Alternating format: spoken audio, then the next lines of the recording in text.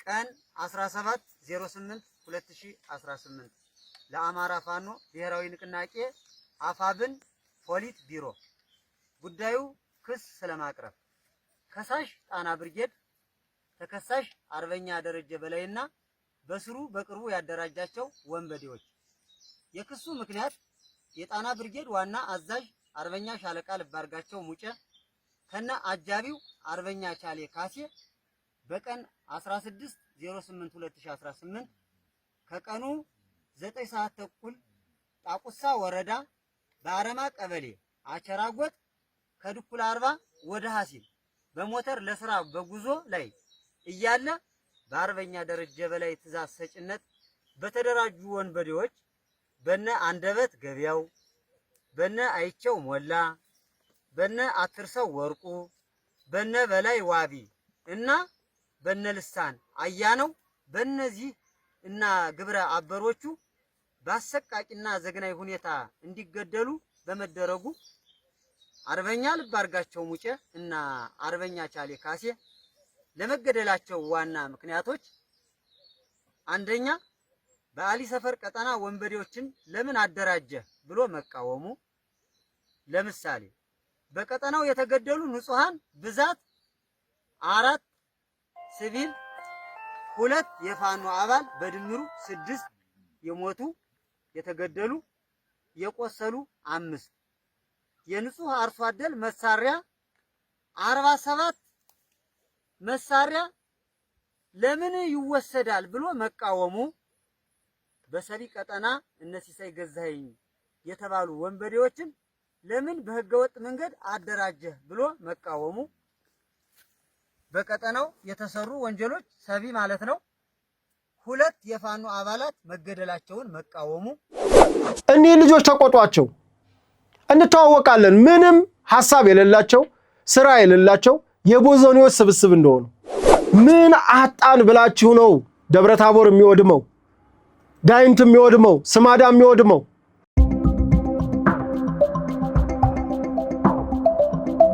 ሰላም ጤና ይስጥልን ውድ ሀቅና ሳቅ ሚዲያ ቤተሰቦች እንደምን አላችሁ? ይህ ሳምንታዊ ከስፍራው የተሰኘው ፕሮግራማችን ነው። ከስፍራው ፕሮግራማችን አዲስ አበባ ስቱዲዮ ስንሆን ከቦታ ያገኘናቸው መረጃዎች ወደ እናንተ አድማጭ ተመልካቾቻችን እናደርሳለን። እንዲሁ ደግሞ ከቦታው ቀጥታ ስርጭት ሲሆን ደግሞ ከቦታው ሆነን የምናቀርብላችሁ ዘወትር በሳምንት ሰኞ የሚቀርብ ዝግጅታችን ነው። በዝግጅቱ በሀቅና ሳቅ ሚዲያ ይተላለፋል። እኔ አቅራቢ ቴዎድሮስ አያሌው ከመላው የስቱዲዮ ባለሙያዎች ጋር በጋራ በመሆን እስከ ፕሮግራማችን ፍጻሜ ድረስ አብራችሁን ቆዩ እያል በዛሬው ዕለት ከአማራ ክልል ያገኘናቸውንና እንዲሁም ከአዲስ አበባ ያገኘናቸውን መረጃዎች ወደ እናንተ አድማጭ ተመልካቾቻችን እናደርሳለን። በቅድሚያ ከአማራ ክልል ያገኘናቸውን መረጃዎች ስንዳስ በአማራ ብሔራዊ ክልላዊ መንግስት በተለይ በደቡብ ጎንደር ዞን 30ኛ ዓመቱን የሚኒሻ ክብረ በዓል በተለያዩ ከተሞች እየተከበረ ይገኛል። እሱ ምን ይመስላል የሚለውን የምናቀርብ ይሆናል። ሌላው በአማራ ብሔራዊ ክልላዊ መንግስት የአንድ ሞሰብ ማዕከል አገልግሎት በተለያዩ ከተሞች እየተጀመረ ነው። በቅርቡም በ6 ከተሞች የዞን ከተሞች በተለይ ሪጂኦፖሊታን ከተሞች ላይ እንደሚጀመር የአንድ ሞሰብ ማዕከል አገልግሎት አሳውቋል። ሌላው በአማራ ብሔራዊ ክልላዊ መንግስት በምስራቅ ጎጃም ዞን በዛሬው ዕለት በተለያዩ ወረዳዎች የህግ ማስከበር ዘመቻ ተደርጓል። የህግ ማስከበር ዘመቻው በእነብሴ ወረዳ በእናርጅን እናውጋ ወረዳ እንዲሁም ደግሞ በቡኝት ወረዳ አካባቢ የተደረገ የህግ ማስከበር ዘመቻ አለ። ዝርዝሩን የምናቀርብላችሁ ይሆናል። የኢፌድሪ ክቡር ጠቅላይ ሚኒስትር ዶክተር አብይ አህመድ ሞዛምቢክ አቻቸውን በዛሬው ዕለት በቦሌ ኢንተርናሽናል አውሮፕላን ማረፊያ ተቀብለዋል። እንዲሁም ደግሞ የመከላከያ ሚኒስትር ኢንጂነር አይሻ መሐመድ ደግሞ የሞዛምቢክ አቻቸውን ክሪስቴቮ አርቱሜ ቹሜን በመከላከያ ሚኒስትር ጽህፈት ቤት ተቀብለዋል። በጽህፈት ቤታቸው ተቀብለው በሁለቱ ሀገር የወታደራዊ ጉዳዮች ላይ መክረዋል። እሱንም የምናቀርብላችሁ ይሆናል። በአጠቃላይ በዛሬው ዕለት ከአማራ ክልልና እንዲሁም ከመዲናችን አዲስ አበባ ያገኘናቸው መረጃዎች ወደ እናንተ አድማጭ ተመልካቾቻችን እናደርሳለን። ፕሮግራሙን ላይክ፣ ሼር፣ ሰብስክራይብ እንዲሁም የደወል ምልክቱን በመጫን ይህ የሐቅና ሳቅ መስተንግዶ ለተለያዩ ወዳጆቻችሁ እንዲደርስ አድርጉልን። በተለይ ለቤቱ አዲስ ከሆናችሁ ሰብስክራይብ የሚለውን ቀዩን በተን በመጫን የደወል ምልክቷን ትጫናላችሁ። የደወል ምልክቷን መጫን ማለት ደግሞ ይህ ፕሮግራም በተለያየ ጊዜ ሲጫን ወደ እናንተ ይደርሳችኋል ማለት ነው። ስለዚህ የደወል ምልክቱን መጫናችሁን አዘንጉ። ሚዲያችን ላይ እንዲሁም በአቀራረባችን ላይ ያላችሁን ሐሳብና አስተያየት ደግሞ በኮሜንት መስጫ ቦክሱ ስጡን እያል ወደ ዝርዝሩ ወስዳቸዋለሁ።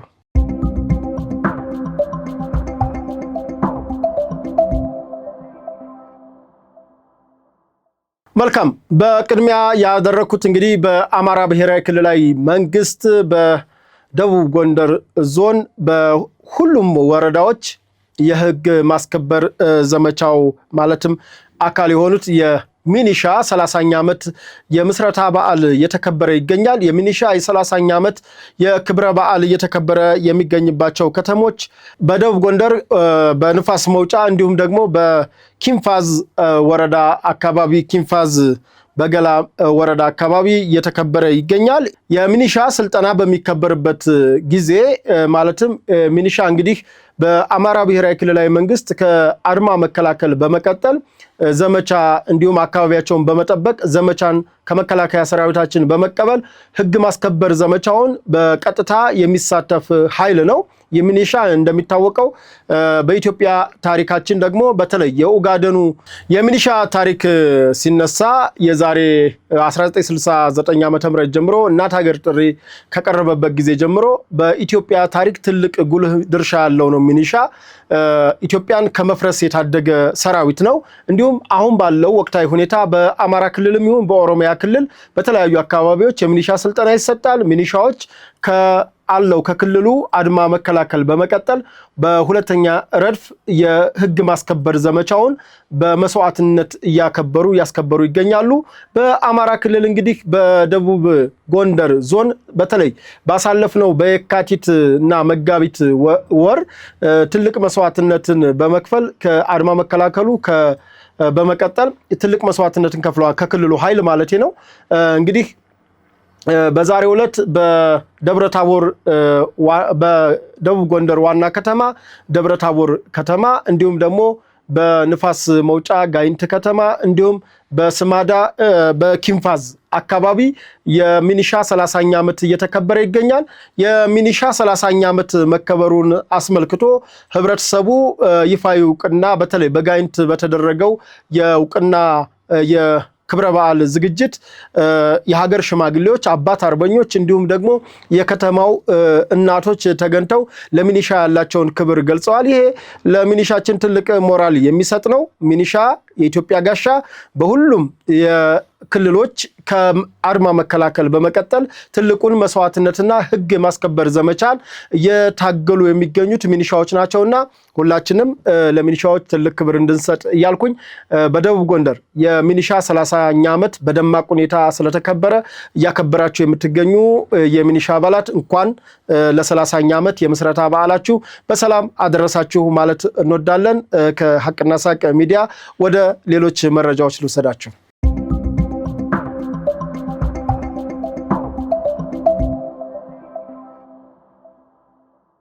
መልካም። በቀጣይነት በጎጃም አካባቢ የህግ ማስከበር ዘመቻው በተጠናከረ ሁኔታ ቀጥሏል። በተለይ በዛሬው ዕለት ማለትም ሚያዝያ 19 ቀን 2018 ዓመተ ምህረት በምስራቅ ጎጃም ዞን በእነሴ ወረዳ በእነሴ ሳር ምድር ወረዳ በእናርጅ እና እናውጋ ወረዳ እንዲሁም ደግሞ በእናርጅ እና እናውጋ ወረዳ በፈለገ ብርሃን ከተማ እንዲሁም በቡኝት ወረዳ ደጓ ጽዮን እና ወይን ውሃ ከተማ ትልቅ የህግ ማስከበር ዘመቻ በስድስተኛ እዝና በክልሉ የጥምር ጦር እየተከበረ እንደሆነ የህግ ማስከበር ዘመቻው ተጠናክሮ መቀጠሉን ከስፍራው የደረሰ መረጃ አለ።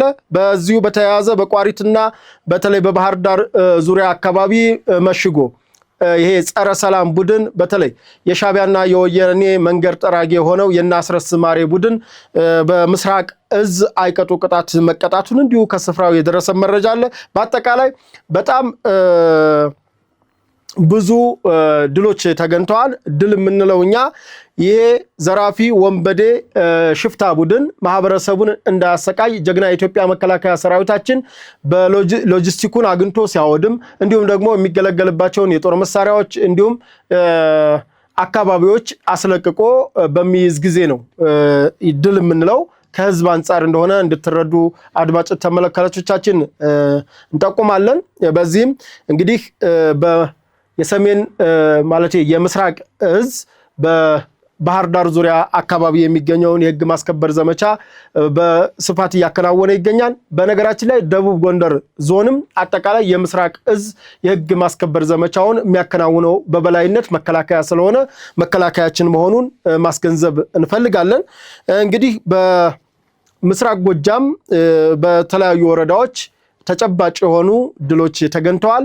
የጽንፈኛው ቡድን የነፍስ ወከፍ መሳሪያዎችን እንዲሁም ደግሞ በሰብአዊነትም በቁስም ከፍተኛ ውድመት በዛሬው ዕለት ማለትም ሚያዝያ 19 ቀን 2018 ዓ.ም በምስራቅ ጎጃም ዞን ከፍተኛ የሆነ ኪሳራ ደርሶበታል ማለት ነው። እንግዲህ በጎጃም አካባቢ ያለው የህግ ማስከበር ይህን ይመስላል። ወደ ሌሎች መረጃዎች ልውሰዳችሁ።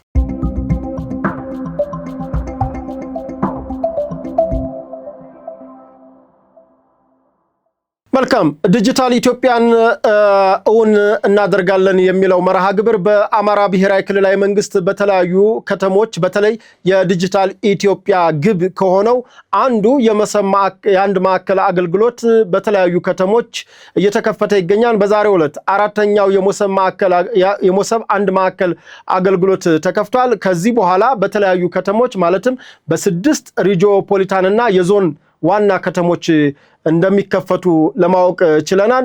እንግዲህ የአንድ ሞሰብ ማዕከል አገልግሎት መከፈቱ ለማህበረሰቡ በተለይ አገልግሎት ያለመርካት ይሄ ሲቪል ሰርቪስ አገልግሎት ላይ በቀጥታ የሚገናኝ ስለሆነ የቢሮክራሲ የደላሎች የተለያዩ ጉዳይ እንገላለን ጉዳይ እናስፈጽማለን እያሉ በርካታ በርካታ ዜጎች የሚጎዱበት ጉዳይ ነው። ምክንያቱም የሚጎዱበት ምንድነው? ደላሎች በመሃል አሉ፣ የቢሮ ኃላፊዎች አሉ። ከቢሮ ኃላፊዎች ደግሞ መካከል አገናኝ ድልድዮች ነን በማለት በማጭበርበር ልክ እነሱ ተሰሚነት እንዳላቸው ከባለ ጉዳዮች ገንዘብ ይሰበስቡ ነበረ። እንግዲህ ይህ የዲጂታል ኢትዮጵያ እውን እናደርጋለን አንድ ማዕከል የሞሰብ አገልግሎት ትልቁ ጥቅሙ ምንድነው? ባለጉዳዩንና መንግስትን ቀጥታ ያለ ድልድይ ያገናኛል ማለት ነው። በተለይ በስራ ኃላፊዎች እንዲሁም ደግሞ በተራ ማለት በባለሙያዎች ሲስተጓጎል የነበረው ባለጉዳይ ከዚህ በኋላ ቅድሚያ ማሟላት ያለባቸውን መስፈርቶች ካሟላ የትኛውንም አገልግሎት ማግኘት ይችላል። በቅርቡም በአዲስ አበባ በክቡር ጠቅላይ ሚኒስትራችንና በአዲስ አበባ ከተማ ከንቲባ ክብርት አዳነች አቤቤ በይፋ የተመረቀው የአውቶቡስ ላይ የአንድ ሞሰብ ማዕከል አገልግሎት መመረቁ ይታወቃል። ከዚሁ ጋር በተያያዘ እንግዲህ በአማራ ብሔራዊ ክልላዊ መንግስት በተለያዩ ከተሞች በተለይ በአሁን ለአራተኛ ተከፍቷል። ቀጣይ 6 ሲከፈት በ10 ከተሞች የአንድ ሞሰብ ማዕከል ዲጂታል ኢትዮጵያን እውን እናደርጋለን የሚለው ተግባራዊነቱ ይረጋገጣል ማለት ነው። ለዚህም እንግዲህ በዚህ ባለ ህግ ማስከበር ዘመቻ ውስጥ ተውኖ እንዲህ አይነት አዳዲስ ቴክኖሎጂዎችን ክልሉን ለማስተዋወቅ በይፋ እየተሰራ ይገኛል። ይህንን የለውጥ ስራዎችን ማገዝ ተገቢ ነው ብዬ አምናለሁ። እንግዲህ ከአማራ ክልል ያገኘነው መረጃ ይህን ይመስላል። ወደ ሌሎች መረጃዎች ልውሰዳችሁ።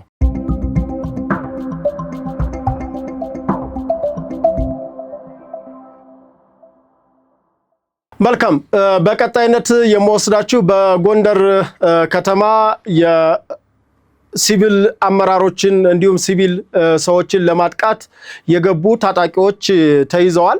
እነዚህ የገቡ ታጣቂዎች የሻዕቢያና የወያኔን ተልዕኮ በመያዝ እንግዲህ በከተማ የሚገኙ የሲቪል ሰዎችንና የሲቪል አመራሮችን አጥቅተው ልክ ወታደራዊ ድል እንዳገኙ ሁልጊዜም ያው እንደ ድል ያወሩታል። ይሄ በጣም አሳፋሪና ነውረኛ ድርጊት ነው። ነገር ግን ይህን ጉዳይ ያስመረረው ማህበረሰብ የዚህን ድርጊት ፈጻሚዎች በመጠቆም ለሚመለከተው አካል በመጠቆም ከፍተኛ ክትትል በማድረግ ታጣቂዎቹ ካሉበት ቦታ ተይዘው ለህግ አካላት ቀርበዋል። በነገራችን ላይ እነዚህ ለህግ አካላት የቀረቡ ገዳይ የጽንፈኛው ቡድን በተለይ ራሱን አፋብን ብሎ የሚጠራው ቡድን አባላት መሆናቸው ታውቀዋል።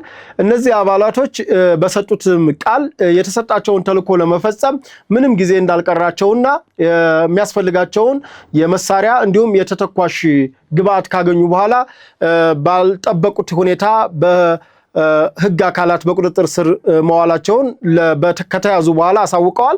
እንግዲህ የዚህ ቡድን ዓላማ ምንድነው ብንል ጎንደር አካባቢ ከመቼውም ጊዜ በላይ አሁን በኮሪደር ልማት ብንል በመሰረተ ልማቶች እንዲሁም ደግሞ መገጭ ብቻ ይሄ መንግስት መገጭን ለጎንደር ህዝብ መስራቱ ብቻ ሊያስመሰግነው ይገባል። ተውት ጎርጎራን፣ ተውት የፋሲል ቅጥር አብያተ መንግስት ግቢ በዛ ልክ መታደሱን፣ ተውት ጎንደር በዚህ ልክ ጻዳ ለብሳ ቆንጆ ከተማ የከተማ ስታንዳርድ። በነገራችን ላይ ጎንደር ከተማ ከዚህ በፊት ስም ነው እንጂ የነበራት መልክ አልነበራትም።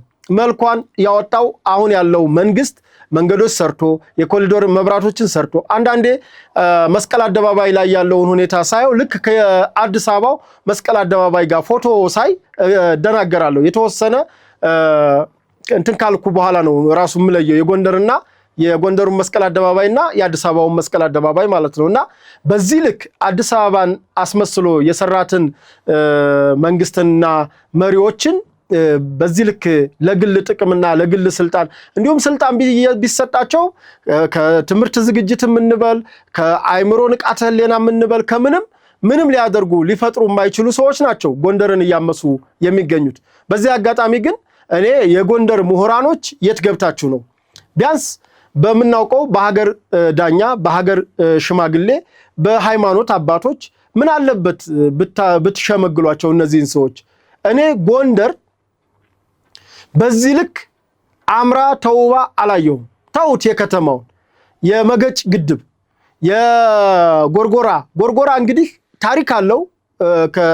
እንግዲህ ትልቅ እድሜ ጠገብ ታሪክ ካላቸው አንዱ ጎርጎራ ነው። ከጣና ሐይቅ ጋር በተያያዘ እንዲሁም ከነገስታቶቹ በኋላም ከአፄ ኃይለ ሥላሴ ጋር በኋላም ከኮሎኔል መንግስቱ ማረፊያ ጋር ግን ሸረሪት አድርቶበት ቅጠል ያ ሁሉ ነገር ድሪቶ የመሰለውን ነገር አጽድቶ አዲስ ቶፖግራፊክ ሰጥቶ በዚህ ልክ አስውቦ ያሳየን መንግስት ይሄ መንግስት ነው። እኔ ለምን ምን ፍለጋ እንደሆነ አይገባኝም። እኔ እኮ በፊት እንተዋወቃለን እኮ ቢያንስ እንዳጠቃላይ ትግል ታግለናል። ስንታገል ግን ተለውጦ ህብረተሰባችን ከለውጡ ተጠቅሞ ማግኘት ነው የምንፈልገው የነበረው። ሌላው ይቅርና በትግራይ ክልልና በአማራ ክልል ያለው ልዩነት የአስፓልት እንኳን አሰራር ልዩነት የምናውቀው ነው። ይሄንን ደግሞ ወልቃይት ጠገዴ ነፃ ሆኖ ከሄርን በኋላ ያየነውን የአስፓልት አሰራር አይተነ በትግራይ ክልል የተከለለው አካባቢ ያለው አስፓልትና በአማራ ክልል ያለው ከፒስታ እንኳን ሳይወጣ የጸለምትን እኮ ማየት ይቻላል እኮ። ምንድነው አሁን ምን ፍለጋ ነው? እስኪ ራሳችሁን ተረዱት። ምንድነው እየሰራን ያለነው? ለማን ነው እየሰራን ያለነው? የምናደርገው ምንድነው የሚለውን እኔ ብትረዱ የጎንደር ልጆች ደስ ይለኛል። ምክንያቱም አውቀዋለሁ አካባቢውን። እኔም ማላውቀው አካባቢ ይሆናል በሚታወቅ በዚህ ልክ ተሰርቶ እንዴ ዳቦ ፋብሪካ እኮ ተሰርቶ ክብርት ቀዳማዊ እመቤት ዝናሽ ታያቸው መጀመሪያ ዳቦ ፋብሪካ አሰሩ። ያን ዳቦ ፋብሪካ እኮ ጎንደርን ገብታችሁ ምን እንደፈጸማችሁ ታውቁታላችሁ። ከዳቦ ፋብሪካ ጋር ምን አገናኛችሁ? እውነት ለመናገር እኮ አብዛኛው የአፍሪካ ሀገሮች ጥያቄ ሱዳን በምን ፈረሰች? በዳቦ እኮ ነው። አብዛኛው የአፍሪካ ሀገር ጥያቄዎች የዳቦ ጥያቄ ነው። የምግብ ዋስትና ጥያቄ ነው። እንዴት ነው ጎንደር ገብታችሁ ክብርት ዝናሽ ታያቸው የሰራቻቸውን የዳቦ ፋብሪካ በዛ ልክ ያወደማችሁት? ጥበቃ ጋር አሁን ዘበኛ ምን አደረጋችሁ የምትገሉት? ይሄ ነውር ነው። ትልቅ ሰው አለ ጎንደር። እኔ ልጆች ተቆጧቸው። እንተዋወቃለን። ምንም ሐሳብ የሌላቸው ስራ የሌላቸው የቦዘኔዎች ስብስብ እንደሆኑ አፄ ቴዎድሮስ እንደሆነ ታሪክ ሰርተው አልፈዋል። በዚህ ዘመን በአፄ ፋሲልም በአፄ ቴዎድሮስም እየፎከርኩ እየሸለልኩ መኖር እችላለሁ ብለህ እንዳታስብ። ዛሬ የራስህ ታሪክ የሚጻፋል። ዛሬ በዲጂታል ዘመን የአናሎግ ዘመንን አመጣለሁ ብለህ እንዳታስብ። ዛሬ ሰርተህ ከቴክኖሎጂ ጋር ተራምደህ ለውጥ የምታመጣበት ጊዜ እንጂ በአያት ቅድመ አያቶቻችን እየፎከርን የምንኖርበት ጊዜ አብቅቷል። ምክንያቱም ታሪካችን በክብር እየታደሰ እየተቀመጠ ነው። ታሪካቸው እናመሰግናለን ለመንግስት። ነገር ግን የራሳችንን ደግሞ የሚያስከብረን ታሪክ መስራት አለብን። ሌላ ይቅርና ትላንትና በወያኔና በሻዕቢያ የተወሰደውን ቀይ ባህርን እንመልስ ሲባል እሺ እንመልስ እንዴ? ጎንደር እኮ ናት ለምጽዋ የምትቀርበው ከአዲስ አበባ ይልቅ። እንዴ የአዳማ ልጅ ነው እንዴ ለምጽዋ መጮህ ያለበት? የአዳማ ልጅ ነው እንዴ ለአሰብ መጮህ ያለበት? መጮህ እኮ ያለበት ለምጽዋ ጎንደር ነው የምትቀርበው። ስለዚህ ታሪካዊ ስህተት እንዳሰሩ ታሪክ እየተሰራ ነው በዚህ ዘመን። የዚህ ታሪክ አካል ለመሆን ራሳችሁን አዘጋጅታችሁ ከዚህ በፊት ይሄ መንግስት ይሄ የለውጥ መንግስት ማለት ነው በወያኔ ኢህአዴግ ጊዜማ ስለ ባህር በር ማንሳት ስለምንም ማንሳት አይቻልም። ወልቃይትንም በዚህ ልክ ማስተዳደር አይቻልም ነበር። የህዝብ ውሳኔ መከበር እንዳለበት አምናለሁ። ነገር ግን አሁን የጎንደር ልጆች ምን አጣን ብላችሁ ነው ደብረታቦር የሚወድመው፣ ጋይንት የሚወድመው፣ ስማዳ የሚወድመው? ጎንደር ከተማ ገብታችሁ የዳቦ ፋብሪካ የምታቃጥሉት፣ የሃይማኖት አባት የምትገሉት? ጎንደር እኮ የሃይማኖት እኩልነት፣ የሃይማኖት እኩልነት፣ የብሔር እኩልነት ብቻ አይደለም፣ ብሔር አይታወቅም በጎንደር ከተማ። በጎንደር ከተማ እኔ እስከማውቀው ታሪኩን ማውቀው ነው። በወያኔ ዘመን እንኳን ብሔርተኝነት ያልነበረባት ከተማ ማለት ጎንደር ነች። እንዴት ነው ታዲያ ከለውጡ በኋላ ብሔርተኝነትን ጠንስሳችሁ እዛው ላይ ቅማንትና አማራ ብለህ ትገዳደላለህ? እዛው ላይ ሌላ ታሪክ ታመጣለህ። ትላንት ያልነበረ ትላንት እንደውም በአስገዳጅ ሁኔታ ተጠመቁ እየተባለ ብሔርተኝነትን ተጠመቁ በሚባል ሰዓት ያላመጣችሁትን ብሔርተኝነት ዛሬ የጎንደር ልጆች ከየት አመጣችሁን ነው? ይሄንም ምለው ይሄ በብሔርተኝነት የተዘፈቃችሁን ነው። ሌሎቹ ደግሞ ዝም ነው ያላችሁት። እኒህ ነውረኞች አገሩን ሲናኙበት፣ አገሩን የወንበዴ ማዕከል ሲያደርጉት ዝም ነው ያላችሁት። ምሁራኖች ዝም ብላችኋል። ምን እስከሚሆን ነው? ጅቡ የኔን እግር እስኪበላ እንዳለው ጓደኛየው ምን እስከሚሆን ነው የምትጠብቁት? እስከሚያጠፋት ጎንደርን እስከሚያወድሟት የተሰራው እስኪጠፋ። መገጭን እኮ ባለፈው የነ ደረጀ ቡድን መገጭን እኮ ሊያወድም ሄዷል። መገጭን እንግዲህ የአባይ ገባር ነው። የመገጭን ግድም ለማውደም ሂደዋል። ማውደም ማለት የሚሰሩትን ሰዎች ለማዋከብ ለመግደል ማለት ነው። ግን አካባቢውን ሲጠብቅ የነበረው ጀግናው አድማ መከላከል ነው። አፈር ከደቻ ብልቶ የመለሳቸው። አካባቢውን ሲጠብቅ የነበረው ጀግና ኢትዮጵያ መከላከያ ሰራዊት ነው የመለሳቸው። ለዚህ ደግሞ ጀነራል ብርሃኑ በቀለ በጣም የሚመሰገኑ ናቸው። እውነት ለመናገር የሰሜን ምዕራብ እዝ ትልቅ ተጋድሎ ጎንደር ላይ እያደረጉ ነው። ህብረተሰቡ መከላከያው ልታግዙ ይገባል። ልጆቹ አብቅቶላቸዋል። የወያኔ ተላላኪ ሆነዋል። የሻዕቢያ መንገድ ጠራጊ ሆነዋል። ምሁራኖች ባካችሁ ታገሉ ነው የምለው።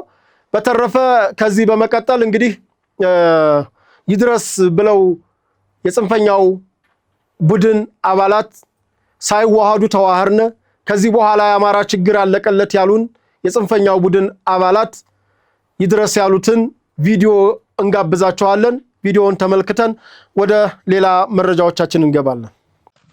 ቀን 17/08/2018 ለአማራ ፋኖ ብሔራዊ ንቅናቄ አፋብን ፖሊት ቢሮ ጉዳዩ ክስ ስለማቅረብ ከሳሽ ጣና ብርጌድ ተከሳሽ አርበኛ ደረጀ በላይና በስሩ በቅርቡ ያደራጃቸው ወንበዴዎች የክሱ ምክንያት የጣና ብርጌድ ዋና አዛዥ አርበኛ ሻለቃ ልባርጋቸው ሙጬ ከነ አጃቢው አርበኛ ቻሌ ካሴ በቀን 16/08/2018 ከቀኑ 9 ሰዓት ተኩል ጣቁሳ ወረዳ በአረማ ቀበሌ አቸራጎት ከድኩል 40 ወደ ሐሲል በሞተር ለስራ በጉዞ ላይ እያለ በአርበኛ ደረጀ በላይ ትዕዛዝ ሰጭነት በተደራጁ ወንበዴዎች በነ አንደበት ገበያው በነ አይቸው ሞላ በነ አትርሰው ወርቁ በነ በላይ ዋቢ እና በነ ልሳን አያነው በእነዚህ እና ግብረ አበሮቹ በአሰቃቂና ዘግናይ ሁኔታ እንዲገደሉ በመደረጉ አርበኛ ልባርጋቸው ሙጬ እና አርበኛ ቻሌ ካሴ ለመገደላቸው ዋና ምክንያቶች አንደኛ በአሊ ሰፈር ቀጠና ወንበዴዎችን ለምን አደራጀ ብሎ መቃወሙ። ለምሳሌ በቀጠናው የተገደሉ ንጹሃን ብዛት 4 ሲቪል 2 የፋኖ አባል በድምሩ 6 የሞቱ የተገደሉ የቆሰሉ 5 የንጹህ አርሶ አደር መሳሪያ 47 መሳሪያ ለምን ይወሰዳል ብሎ መቃወሙ። በሰሪ ቀጠና እነሲሳይ ገዛኸኝ የተባሉ ወንበዴዎችን ለምን በህገወጥ መንገድ አደራጀ ብሎ መቃወሙ። በቀጠናው የተሰሩ ወንጀሎች ሰቢ ማለት ነው 2 የፋኖ አባላት መገደላቸውን መቃወሙ። ሁለተኛ በናዶ ብርጌድ አባላት ለምን ንጹሃን ይታገታሉ ብሎ መቃወሙ። ሶስተኛ ፋይናንስን በተመለከተ አንደኛ ህገወጥ የፋይናንስ አሰባሰብ ለምን ታደርጋለህ ብሎ መቃወሙ። ለምሳሌ ከአንድ ተሽከርካሪ ላይ ከ10,000 ብር በላይ መቀረጥ የለበትም ብሎ መቃወሙ። የ3 ወር የኬላ ገቢ በራሱ አንቀሳቅሶ ለናዶ ብርጌድ ብቻ ማዋሉን መቃወሙ። ለጥይት መግዣ ብሎ 2,150,000 ብር ለግል ኪስህ ለምን አዋልህ ብሎ መቃወሙ። ከብልጽግና 12,000 ፍሬ ጥይት እንዴት ተቀበልክ ብሎ መጠየቁ እና የእርስ በርስ ጦርነት አንፈልግም ብሎ መቃወሙ። እነዚህና ሌሎችንም ጥያቄዎች በመጠየቁ በአካልና በስልክ እስከ 7 ቤትህ አጠፋለሁ እያለ ሲዝት እንደነበረ የጣና ብርጌድ የሥራ አመራሮች፣ የበጌምድር ክፍለ ጦር አመራሮች እና አባት አርበኞች ዋና ምስክሮች ናቸው። ሆኖ እያለ በበጌምድር በጎንደር ጠቅላይ ግዛት እዝ 202ኛ ኮር የተሰጠው የሐሰት መግለጫ የራስን ወንጀል ለመደበቅ ስለሆነ በህግ እንዲጠየቁልን ስንል በአክብሮት እንጠይቃለን። የጣና ብርጌድ የሥራ አመራር ኮሚቴዎችና የጣና ብርጌድ አባላት። መልካም። በቀጣይነት የምወስዳችሁ ደግሞ በትላንትናው ዕለት ማለትም ሚያዝያ 18 ቀን 2018 ዓ.ም የደህንነት ሚኒስትሩ አቶ ሬድዋን ሁሴን ለመገናኛ ብዙሃን ስለ ሀገር እንምከር በሚል የማህበረሰብን ማንቃት የሚዲያዎች ሚና በሚል ርዕስ በተዘጋጀ መድረክ ላይ እንግዲህ ስለ ኢትዮጵያ ሟርተኞች ተናግረዋል። በነገራችን ላይ ኢትዮጵያ አገራችን በተለይ በለውጡ መንግስት እንዲሁም ደግሞ የኮሪደር ልማት ማለትም ቀጣይ ሐምሌ ሲመጣ 2ኛ ዓመቱን ይሞላል። በዚህ በኮሪደር ልማት የተገኘው ለውጥ እጅግ አኩሪና በተለይ ለክልል ከተሞችና ለአቻ ከተሞች በጣም መነቃቃትን ያመጣና ትልቅ ለውጥ ያመጣ ስራ ማለት በአዲስ አበባ ከተማ የተጀመረው የኮሪደር ልማት ነው። እንደ ሀገርም ትልቅ ምርታ አምጥቷል። ከዚያም አልፎ በክቡር ጠቅላይ ሚኒስትር ዶክተር አብይ አህመድ የገጠር ኮሪደርን ማስጀመራቸው ይታወቃል። የገጠር ኮሪደሮች በተለያዩ አካባቢዎች እየተከናወነ ይገኛል። በዚህም የገጠሩ ማህበረሰብ የተሻለ ኑሮ ማለትም የገጠር ኮሪደር በነገራችን ላይ በቀድሞ በኢሂድሪ ፕሬዝዳንት ጓድ መንግስቱ ኃይለ ማርያም መንደር ምስረታ በሚለው የተጀመረ እንደነበር ይታወቃል። ኢህአዴግ ያንን ሳያስቀጥለው ሄዷል። ነገር ግን አሁን በተሻለና ዘመኑን በዋጀ መልኩ ደግሞ የኢፌድሪ ክቡር ጠቅላይ ሚኒስተር ዶክተር አብይ አህመድ የገጠር ኮሪደርን አስጀምረዋል። እንግዲህ ከከተማ አልፎ የገጠር ኮሪደር፣ የሌማት ትሩፋት፣ ምግብን ዋስትና፣ የስንዴ ልማት፣ የሃይድሮ ኤሌክትሪክ እንዲሁም ደግሞ ከህዳሴው ግድብ ጋር በተያያዘ አባይ የኢትዮጵያኖች የደም ስር ኩራታችን ነው። አባይን ገድበው አሳይተውናል። በቅርቡ ደግሞ በሐዋሳ ከተማ የኮሪደር ልማት በኋላ ማቀርብላችኋለሁ። የኮሪደር ልማት እንዲሁም ደግሞ ከኒኩለር ኃይል በተለይ ለመልካም ተግባር የሚውል የኒኩለር ኃይል እንዲሁም ደግሞ የጋዝ የተፈጥሮ ጋዝ ኢነርጂ አሁን አዲስ አበባ ላይ አብዛኛው የሚንቀሳቀሱ መኪናዎች ከዚህ ከተፈጥሮ ጋዝ በመነጨው የኢትዮጵያ ጋዝ እየተንቀሳቀሱ እንደሆነ እናውቃለን። ሌላው የኤሌክትሪክ መኪኖችን ማምረትና እንዲሁም ደግሞ ለነሱ የሚመች መሰረተ ልማቶችን በማሟላት ከፍተኛ እድገት እያመጣች ነው። ከሰው ሰራሽ አስተውሎት AI ጋር አርቲፊሻል ኢንተለጀንት ጋር በተያያዘ ኢትዮጵያ ሀገራችን ጥሩ ለውጥ ላይ እንዳለች ይታያል። ይሄ ለውጥ ላልታያቸው አካላት፣ የኢትዮጵያ እድገት ላልታያቸው አካላት በሟርታቸው ሊሸፍኑት ይችላሉ እንጂ ነው ያሉት። እንግዲህ የደህንነት ሚኒስትሩ አቶ ሬድዋን ሁሴን ግን በምንም ሁኔታ አይሸፍም ማለት አያጠፉትም። ምክንያቱም እውነትና ጥራት እያደር ነው። መጀመሪያም በጎንደር የነገርኳችሁ ጉዳይ እንዳለ ሆኖ የትም አካባቢ አሁን የተሻለ የከተሞች መነቃቃት አለ፣ የከተሞች ለውጥ አለ። የህብረተሰቡ የአኗኗር ዘዬ ወደ ዘመናዊነት እየተቀየረ ነው። ይሄ ደግሞ የሚገርማችሁ አዲስ አበባን ጨምሮ በልማትም በምንም ነገር የሚነሱ ሰዎች የሚገቡት ዘመናዊ ወደሆነ ቤት ስለሆነ ኮንዶሚኒየሞች፣ አፓርታማዎች እየገቡ ስለሆነ የአኗኗር ዘያቸው ሁሉ የገጠሩን ብቻ አይደለም ይሄ መንግስት እየቀየረ ያለው የከተማዎችን መሃል አራዳ እንግዲህ ተቀምጦ የጋራ ሽንት ቤት እንኳን በማያገኙበት ሁኔታ የነበሩትንም ሰዎች ህይወት ነው እየቀየረ ያለው። አሁን ቢያንስ መኝታ ቤት የተለየበት፣ ሳሎን የተለየበት፣ ማብሰያ ክፍል የተለየበት፣ ሽንት ቤት ያለው ውሃ እንግዲህ ከውሃ ጋር በተያያዘ በሳምንት 2 ቀን 3 ቀን ነው ኮንዶሚኒየሞቹ ላይ የሚመጣው። ለዛውም ትልልቅ ሮቶ ይሄ ማነው ታንከሮች፣ የውሃ ታንከሮች ያሉበት የተሰቀሉበት ሁኔታ ነው ያለው። ይሄንን መጠየቅ ትችላላችሁ። አሁን ማንንም መዋሸት የማንችልበት ዘመን ነው። ደውሎ ማረጋገጥ ቴድሮስ እየዋሸው ከሆነ አይ ቴድሮስ ይሄን ብሏል። ለመሆኑ ገላን ኮንዶሚኒየም፣ አራብሳ፣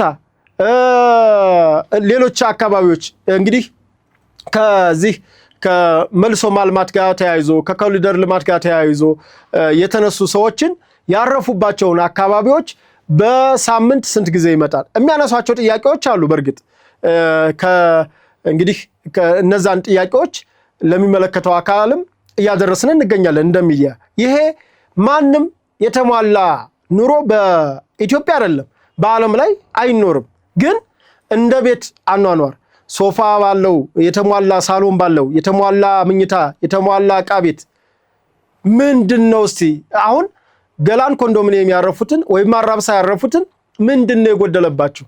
እንደውም ቀና ብንሆን የጎደለ እንኳን ካለ መንግስት ይሄን ካረገ ከኛ ከህብረተሰቡ ይሄ ይደረጋም ብሎ በቀናነት ሀገርን ማሻገር እየተቻለ በምቀኝነት በሟርት በስድብ በዘለፋ ጥላሸት በመቀባት ይሄ ደግሞ አይቻልም። የማይቻለው ደግሞ ተጨባጭ የሆነ ለውጥ ስለታየ ነው ብለዋል።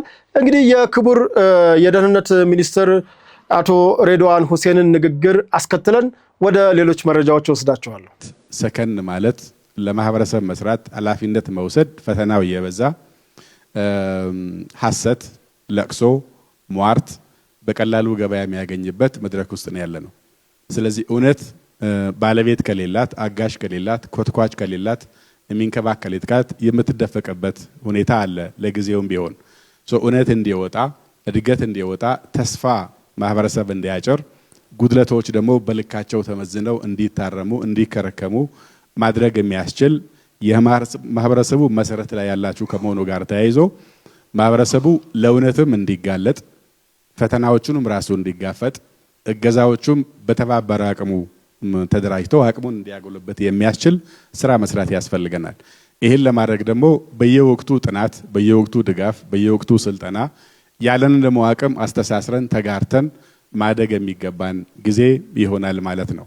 በዚህም ረገድ እስካሁን የነበራችሁበትን ፈተናም እስካሁን ያበረከታችሁት አስተዋጽኦ በቀጣይ ደግሞ የሚያጋጥማችሁን አጠቃላይ የክህሎት ይሁን የሪሶርስ እጥረቶችን እየተነጋገርን እየተመካከርን እና እየተጋገዝን መፍታት የሚገባን መድረክ ላይ እንገኛለን።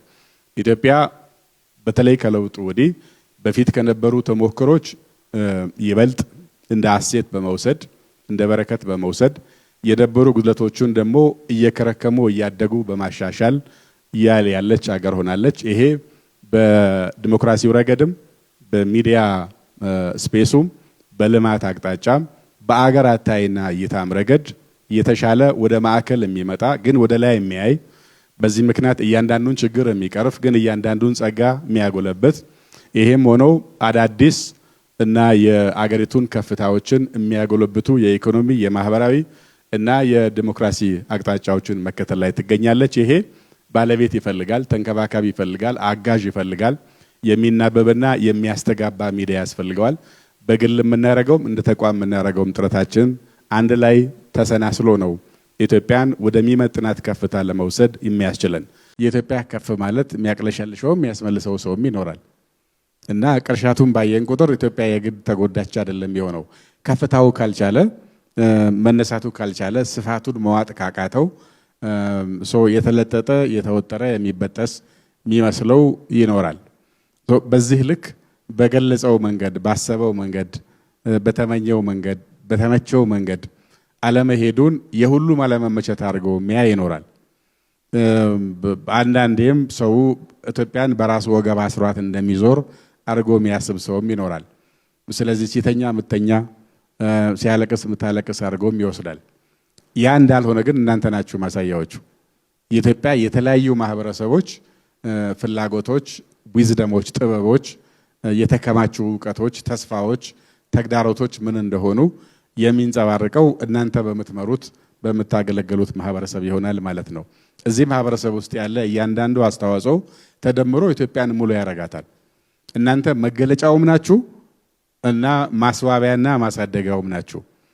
የማንኛውም ግብዓት ውጤት ይጥላል፣ ውጤት ደግሞ ሌላ ግብዓት ይሆናል፣ ተያይዞ ይሄዳል። ማህበረሰብ እንለውጣለን፣ የተለወጠ ማህበረሰብ እኛን ይለውጠናል። አካባቢ ለመቀየር እንሰራለን፣ የተቀየረ አካባቢ መልሶ ራሳችን ይቀይረናል። በዚህ ምግግቦች ነው እድገት የሚመጣው። ይሄ ሲመጣ ግን ሁሉ ጊዜም መወዛወዝ ይኖራል እና ያ መወዛወዝ ሁሉንም ሰው እኩል አይመቸውም። አብሮም እየሄደ አብሮም እየተቋደሰ አብሮም እየተካፈለ በሚሰራ መንገድም እየተዝናና ፎቶም እየተነሳ መንገዱ ሲሰራ አቧራ ከተነሳበት እንጀራዬን አበላሸ ልብሴን አቆሸሸ ብሎ የሚነጫነጭ ሰው ይኖራል። ሌላ ሰው ደግሞ ያ የሚነሳው አቧራ ሲጸዳ የሚታየውን ነገር በማየት የሚሰራው ግንባታ ላይ ያተኩራል። ስለዚህ ማን ምን ላይ ያተኩራል የሚለውን የተለያየ እንደሚሆን ካወቀን እኛ ማህበረሰባችን ምን ላይ ያትኩር፣ ወዴት ያማትር፣ ወዴት እንውሰደው፣ ምን እንዲታየው እናርገው የሚለው መውሰድ ነው። ሟርት እናሰማው፣ ለቅሶ እናሰማው ወይስ ተስፋ እናሳየው፣ ወደ ተስፋው እንደሄድም ልምዶች እናቀብለው።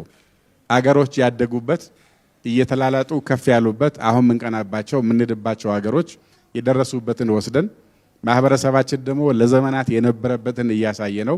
አሁን የመጣበትን እየተረዳ አንዱ ከሌላው እየተማረ ለጎደለው ሌላው እያሟላ እንዴት ከፍ እንበል የሚለው ነገር ማሳየት ይቻላል። መልካም። በመቀጠል የማቀርብላችሁ እንግዲህ የኢፌድሪ ክቡር ጠቅላይ ሚኒስትር ዶክተር አብይ አህመድ እኔ እንኳን አይበገሬው እረፍት አልባው ነው የምላቸው። እንግዲህ ክቡር ጠቅላይ ሚኒስትር ዶክተር አብይ አህመድ በዛሬው ዕለት የሞዛምቢክ ፕሬዝዳንትን በቦሌ ኢንተርናሽናል አውሮፕላን ማረፊያ ተቀብለዋል። እንግዲህ የታንዛኒያው አቻቸው ዳንኤል ፍራንሲስኮ ቻፖ ይባላሉ። እንግዲህ ጠቅላይ ሚኒስትሩ የመጡት ከመላው ልኡካናቸውን ነው ይዘው ወደ አዲስ አበባ የመጡት። እንግዲህ ክቡር ጠቅላይ ሚኒስትር ከቦሌ ኢንተርናሽናል አውሮፕላን ማረፊያ ከተቀበሉ በኋላ ወደ 4 ኪሎ ቤተ መንግስት መጥተው እንዲሁም ደግሞ 4 ኪሎ የሚገኘውን የሳይንስ ሙዚየምን እያስጎበኙ ይገኛሉ። የሳይንስ ሙዚየምን በመጎብኘት በጣም ነው የተደነቁት። እንግዲህ የሞዛምቢኩ አቻቸው ፕሬዝዳንት ዳንኤል ማለት ነው። በነገራችን ላይ ኢትዮጵያ ሀገራችን እድገቷን ለማየት ከተፈለገ 4 ኪሎ የሚገኘውን የሳይንስ ሙዚየም ማየት ራሱ በራሱ በቂ ነው። አንድነት ፓርክ አለ፣ ታሪክን ታያለህ። ከዛ ደግሞ የሳይንስ ሙዚየም አለ እዛው ጎን። መግቢያ ነፃ ነው። መታወቂያ ሳይተ ነው የምትገባው። ገብተህ ግን የኢትዮጵያ የቴክኖሎጂን እድገትና የወደፊት እቅዶችን አጠቃላይ ያለበትን ዳራ የሚያሳይ የሳይንስ ሙዚየም በጣም በሚደንቅ ሁኔታ 4 ኪሎ አለ። እንግዲህ የተለያዩ አገር ጎብኚዎች ሲመጡ በነፃ ነው የሚያዩት። የሀገር ውስጥ ጎብኚዎች እንዲሁም ደግሞ ኢትዮጵያን የሃይስኩል ተማሪዎች የተለያዩ በተለይ በሳይንስና ቴክኖሎጂ እውቀት ለመገንዘብ በአካል አውሮፕላን የምታበርበት የተለያዩ የኮምፒውተር ሳይንስ የስፔስ ሳይንሶችን ማወቅ የሚያስችል ትልቅ የሆነ ሙዚየም ነው። በዚህ በሳይንስ ሙዚየም ውስጥ የማይታይ ነገር የለም። በተለይ ከቴክኖሎጂ አኳያ የቴክኖሎጂ ሲኒማ ቤት አለ። ትልቅ በቃ ደስ የሚል ተቋም ነው። ራሱ እዛው ሲገቡ ሌላ ማለት በፊልም የምናውቃቸው ሌሎች አካባቢዎች እንደገባህ ያክል የሚቆጠር ነው። በተለይ የአዲስ አበባ ልጅ ሆናችሁ ቅርብ ሆናችሁ ከክፍለ ሀገር የሚመጡ ሰዎች ነፃ ስለሆነ መግቢያው ዝም ብላችሁ የሄዳችሁ ብታውና ብትመለከቱ ከዚህ ውርጅብኝ ዝም ብሎ የማይጨበጥ ወሬ እገሌ ይሄን አለኝ እንዲህ ነው ጠቅላይ ሚኒስትሩ ይሄን በልተው አደሩ ሚስታቸው እንዲህ ናት በቃ ወደ ግራ ሲዘንብ እንዲህ ነው ወደ ቀኝ ሲወርቅ እንዲህ ነው የሚል ዝም ብሎ ግሳንግስ ወሬ ከምታዳምጡ ተጨባጭ የሆነ የቴክኖሎጂ ዕውቀት ለመገንዘብ በዚህ በሳይንስ ሙዚየም ብገቡ ትልቅ ነው፣ ያኮራል። አይሾ ስፒድን አይታችሁታል፣ እጅግ ተደንቆ ከዛ በኋላ ያየውን እንኳን ሚሞሪ መርሳት አቅቶት በተለያዩ ላይቭ ስትሪሞቹ ኢትዮጵያን የቴክኖሎጂ አገር ናት እያለ ነው ሲናገር የነበረው። ሌላው እንግዲህ ብዙ ጊዜ ጥቁሮች እንዳለመታደል ሆኖ እኛ ኢትዮጵያኖች በሊቆቻችን በጠፈር ምርምራችን በኮከብ ቆጠራ በጣም እንግዲህ እነ ሮዳስ ቴክኖሎጂ ማን ነው የስፔስ ሳይንስ የጠፈር እንቅስቃሴያችን ከድሮ ከ8000 ዓመት ጀምሮ ከዓመት ዓለም ነው የኢትዮጵያ ታሪክ የሚጀምረው። እንደሌሎቹ የ400 የ300 ዓመት ታሪክ አይደለም። እንዲሁም ደግሞ ወደ ምስራቁ ስንሄድ የ50 ዓመት የ40 ዓመት ታሪክ አይደለም። ኢትዮጵያ ሀገራችን ያላት የ8000 ዓመት ታሪክ ያላት ናት። ነገር ግን በትንሾች እጅ ገብታ ትንሽ መስላ የቆየች ሀገር ናት። አሁን በገናናው ክቡር ጠቅላይ ሚኒስትራችን እየገነነች ነው የምትገኘው። ክቡር ጠቅላይ ሚኒስትር ዶክተር አብይ አህመድ ረጅምና እድሜ ጤና ይስጣቸው እንጂ ገና ብዙ ነገሮችን ያሳዩናል። ክቡር ሬድዋን ሁሴን እንዳሉት ነው ኢትዮጵያ ላይ ብታሟርቱ ዓለም እየመሰከረላት ይገኛል። በዛሬው ዕለት የሞዛምቢኩ ፕሬዝዳንት ዳንኤል ያሉትም ይህን ነው። የተወሰነ ምስል አሳይተናችሁ ወደ ሌሎች መረጃዎቻችን ወስዳችኋለሁ።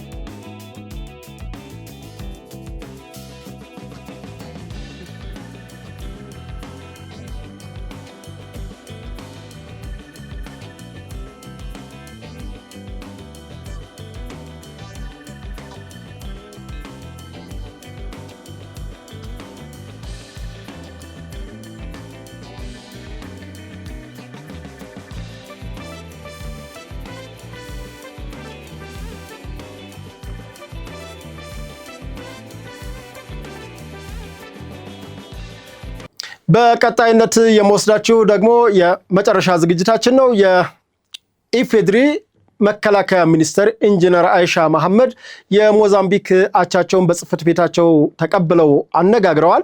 እንግዲህ የሞዛምቢኩ አቻቸው ክሪስቶቮ አርቱም ቹሜ ይባላሉ። የሞዛምቢክ መከላከያ ሚኒስትር ናቸው። እንግዲህ ኢትዮጵያ የመከላከያ ሚኒስትር ጋር ግንኙነት ያደረጉት ከዚህ በፊት በተለይ የቡሩንዲ ይጠቀሳል፣ የፈረንሳይ በዚህ ሳምንት እንኳን ብቻ ነው የፈረንሳይ እንዲሁም የደቡብ ሱዳን መከላከያ ሚኒስተሮች ከኢፌድሪ መከላከያ ሚኒስተር ኢንጂነር አይሻ ጋር የአጠቃላይ ወታደራዊ ጉዳዮችን መክረዋል። በተለይ በዛሬው ዕለት የሞዛምቢኩ የመከላከያ ሚኒስተር ከኢንጂነር አይሻ መሐመድ ጋር አጠቃላይ ወታደራዊ የልምድ ልውውጦችን የተለያዩ ወታደራዊ ጉዳዮች ላይ ተነጋግረዋል። እንኳን አይደለም የአፍሪካ መከላከያ ሚኒስተሮች ይቅሩና እኔ ራሴ በአይኔ እማኝ ሆንኩበትን ታሪክ ብነግራችሁ ለአብነት እንኳ ምሳሌ ብነግራችሁ የኢፌድሪ መከላከያ ሚኒስተር አየር ኃይላችን 90ኛ ዓመት የምስረታ በዓሉን ባከበረበት ሰዓት የአሜሪካ የአፍሪካ ጉዳዮች ጄኔራል በሄሊኮፕተር መጥተው ነው ከአፍሪካ ማለትም ከኢትዮጵያ አየር መንገድ ማለት ነው ከኢትዮጵያ አየር ኃይል ጋር የስራ የልምድ ልውውጥ ማድረግ እንፈልጋለን፣ አጠቃላይ ጉዳዮችን መምከር እንፈልጋለን ብለው የመጡት ማለት ነው።